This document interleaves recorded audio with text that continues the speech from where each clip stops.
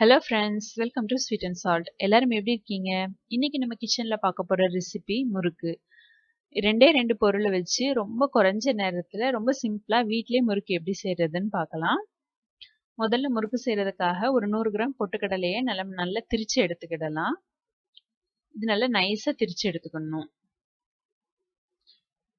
Tip number 1 என்னன்னு பார்த்தீங்கன்னா, பொட்டுக்கடலை மாவில் எந்த கட்டியும் இருக்கக்கூடாது. நீங்க எந்த கப்புக்கு அளந்திருக்கீங்களோ அதுக்கு 3/4 கப் பொட்டுக்கடலை மாவு எடுத்துக்கோங்க.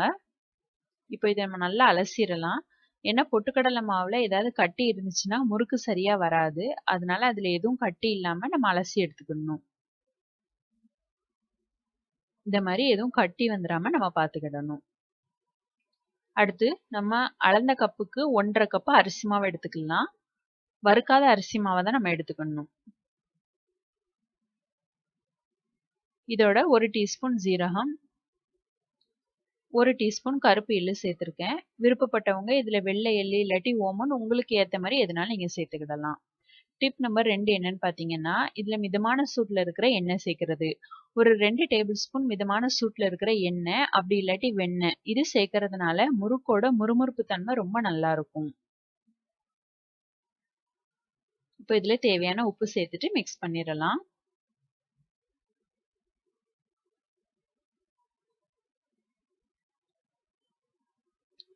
இப்போ கொஞ்சம் கொஞ்சமாக தண்ணி ஊற்றிட்டு நம்ம முறுக்கு மாவை பிசைஞ்சிடலாம்.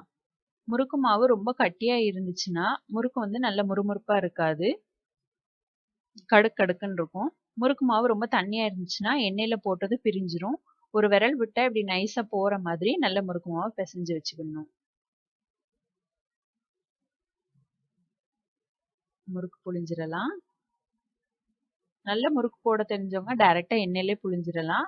இல்லை நான் இப்போ தான் ட்ரை பண்ணி பார்க்குறேன்னு நீங்கள் நினச்சிங்கன்னா இந்த மாதிரி கண்ணு கரண்டி எல்லார் வீட்லேயுமே இருக்கும். அதில் லைட்டாக எண்ணெய் தடவிட்டு அதில் புழிஞ்சா ரொம்ப ஈஸியாக இருக்கும். அவ்வளோதான், புழிஞ்சாச்சு. இந்த மாதிரி எடுத்து லேசாக அப்படி ஒட்டி விட்டுட்டோம் அப்படின்னு சொன்னால் எண்ணெயில் போடும்போது அது தனியாக பிரிஞ்சு வந்துடாமல் இருக்கும். இந்த மாதிரி முறுக்கு ஈஸியாக புழிஞ்சு எடுத்துடலாம்.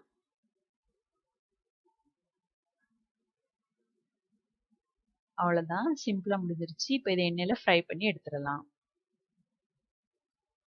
எண்ணெயிலே ஃப்ரை பண்ணுறதுக்கு எண்ணெய் நல்ல சூடாக இருக்கணும். ஹை ஃப்ளேமில் வச்சுட்டு நம்ம இதை ஃப்ரை பண்ணணும். பாருங்க, போட்ட மாதிரியே இருக்கு, நல்லா பபிள்ஸாக வருது. இதான் முறுக்கு மாவு பதம் கரெக்டாக இருக்குன்னா தான் இப்படி வரும். இந்த மாதிரி நம்ம முறுக்கு பொரிச்சு எடுத்துடலாம். கொஞ்சம் நேரம் கழிச்சு அதை அப்படி பெரட்டி போட்டுக்கலாம். இது நல்லா லைட் கோல்டன் கலர் வர்ற வரைக்கும் நம்ம ஃப்ரை பண்ணணும்.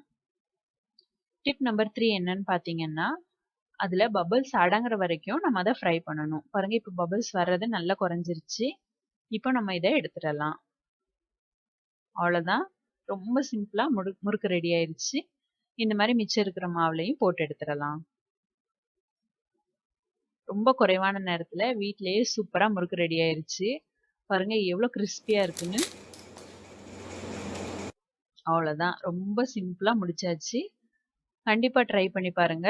முறுக்கு மாவு பதம் சரியாக இருந்ததுனால, நல்ல முறுக்கு வந்ததுனால நான் இந்த மாதிரி ஷேப்ஸ்லாம் ட்ரை பண்ணேன். நீங்களும் குழந்தைங்கள வச்சு சும்மா இந்த மாதிரி ஷேப்ஸ்லாம் ட்ரை பண்ணி பாருங்க. எப்படி இருக்குன்னு ட்ரை பண்ணிட்டு மறக்காம கமெண்ட்ஸில் சொல்லுங்க. நம்ம சேனலை சப்ஸ்கிரைப் பண்ணுங்க. கூடவே இருக்கிற பெல் ஐக்கானை மறந்துடாதீங்க. நம்ம அனைவருக்கும் இந்த நாள் இனியதாகட்டும்.